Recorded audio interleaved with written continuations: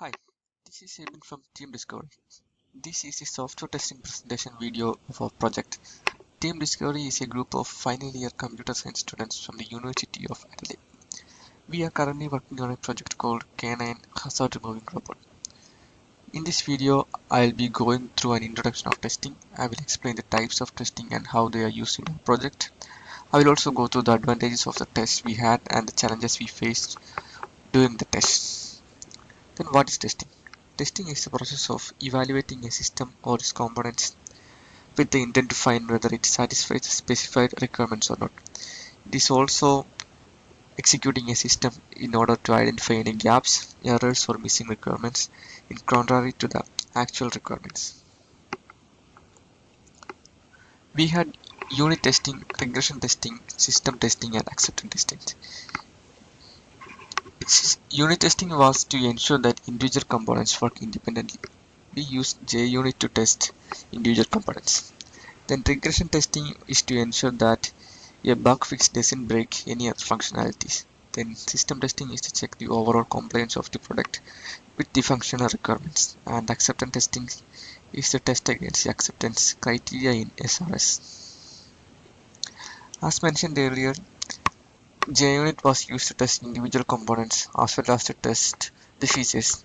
Whenever major changes were made, we run them to verify that they did not break anything else. Each team member was assigned to do some white box testing using JUnit as part of creating test reports. This is a sample JUnit code. This JUnit code is to test that the GUI displays speed value.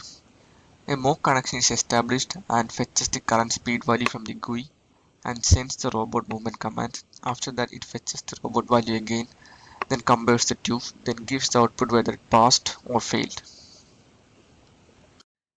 We created a list of test cases called test report for acceptance and system testing. The task was split among team members to test the given cases and provide necessary information in their pass or fail status. This included both black and white box testing. This is a sample test report. Here we can see that what kind of testing was it, then the description of the test, then the objective, then the pass criteria, the preconditions, the input and output specification, and the result. The advantages of testing is that we were able to make sure that our product is almost compatible with the SRS. By almost, I mean that some of the requirements were not fulfilled because of time constraints and manpower constraints. We learned new technologies such as JUnit. Also, we learned the importance of testing because a lot of our issues were discovered during the testing phase. Then moving on to challenges, the biggest challenge is that it is really time consuming and none of the team members were familiar with JUnit, so we had to learn from scratch to do some unit testing, and during this testing phase we figured out that not all tests can be automated, so we had to do manual tests a lot. Then for some most of the tests we need the robot to be around, so which means that we could not really do it from home, so we need to go to the place where the robot currently is, and some bugs cannot be figured out really easily, so we had to do multiple tests multiple times to figure out issues.